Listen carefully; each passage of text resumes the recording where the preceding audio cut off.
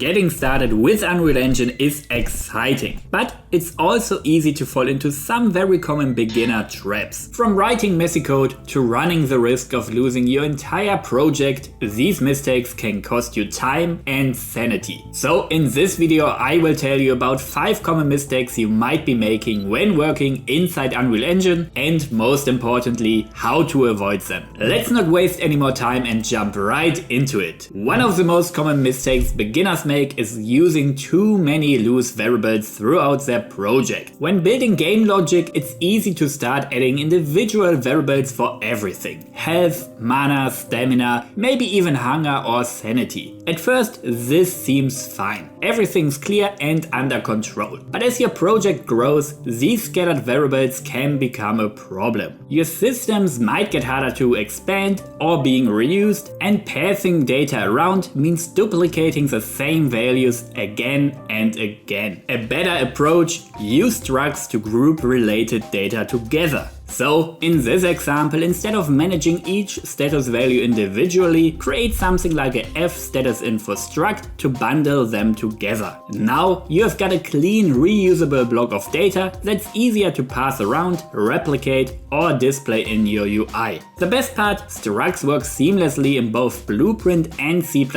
so there's really no reason not to use them. Next time you're passing around the same group of variables more than once, consider turning them into a struct. But disregarding organizing your variables is not the only issue beginners run into, because the output log can quickly become just as chaotic. And one of the main reasons for this is a surprisingly common habit many developers pick up early on: only using UE log temp. When starting out, it's totally normal to drop in a quick UE log temp warning and some text, just to check if something works or a system is running as expected. And what is wrong with it as long as it is working, right? But what happens next? Some developers delete the line once it has served its purpose. Others just leave it in. Unfortunately, neither of those options is ideal. If you delete it, you're also deleting a valuable information for debugging your systems in the future. Something that might have helped you to locate an error later on or save time for someone else on your team. But if you leave it in under the default log temp category, you're adding one more uncategorized message to your output log. Because of this, your output log becomes harder to read, and it becomes a challenge by itself to filter it for useful information as your project grows. So, how do you fix this? Start creating and using custom log categories. In C++, it's simple. Use define log category static or declare log category extern to create your own log categories. You can set up categories, for example, log inventory or log player, whatever fits your systems. This makes it easy to filter your log by those systems and to focus only on the messages you actually care about. And while you are at it, not everything has to be a warning. Think about and use the different verbosity levels where it makes sense. So, if your output log already feels like an unmanageable wall of text, it's a good sign to implement a log category here and there. For now, we have talked a lot about mistakes that are focused on keeping things in your project organized and maintainable. But even with an organized project, there is another mistake that can quietly sneak up on you, especially when everything seems to be working fine. I'm talking about waiting until the end to build your project. It's easy to disregard building your project when your systems are running, features are coming together, and the game plays perfectly in the editor. But here's the trap. What works perfectly in the editor can fall apart in a packaged build. Maybe you have never clicked the package project button until you're almost done with your project. Then suddenly, boom, your output log is filled with warnings, errors, and maybe your final build even crashes in places that were never a problem before. And if you're just days away from a deadline, that's not exactly a situation you want to be in. The solution for this problem: start building early and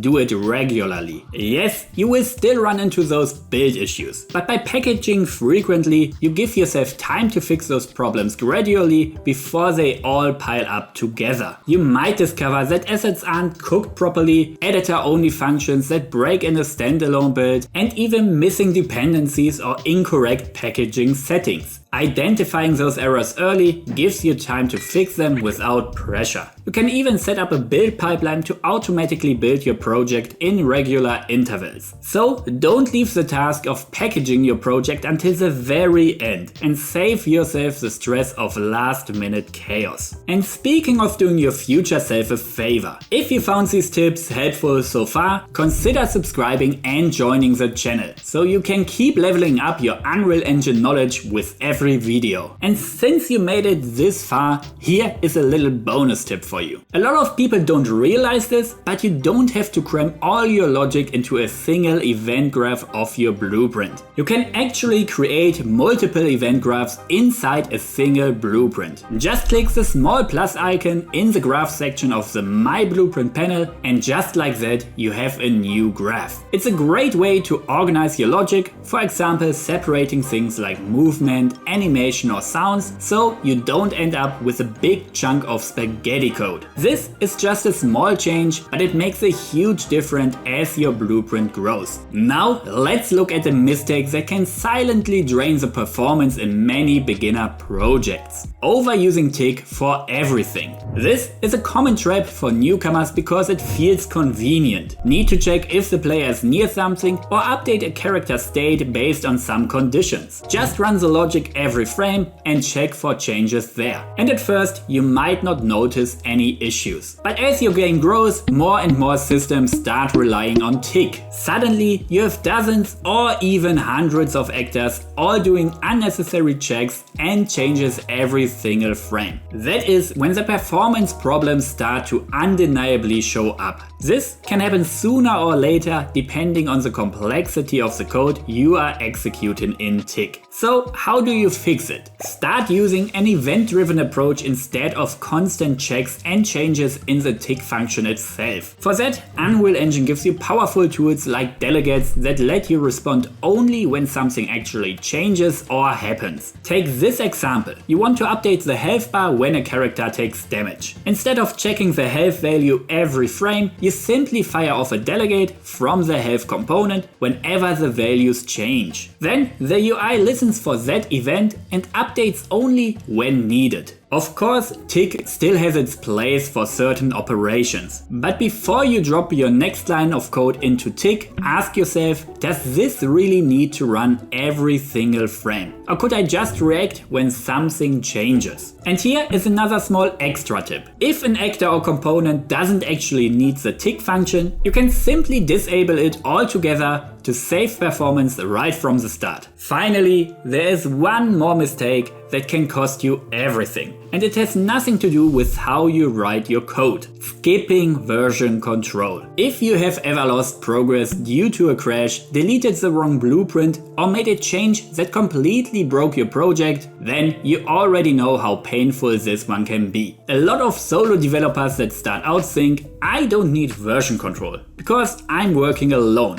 But version control is not just for teams. It's also your safety net. It lets you experiment freely, recover from mistakes instantly, and track your project's history step by step. Without it, every major change is a risk. And manually backing up your project every once in a while just isn't enough. All it takes is just one corrupted file to wipe out hours or even days of your work. With proper version control in place, you can save regular snapshots of your project. If something breaks, you just roll back to the last working version. And yes, it also has the benefit that you can safely collaborate with others on your projects. So don't wait until a disaster strikes, set up version control early and protect your progress. And if you are ready to protect your project with version control, check out this video next. Here I walk you through setting up Git for your Unreal Engine project step by step.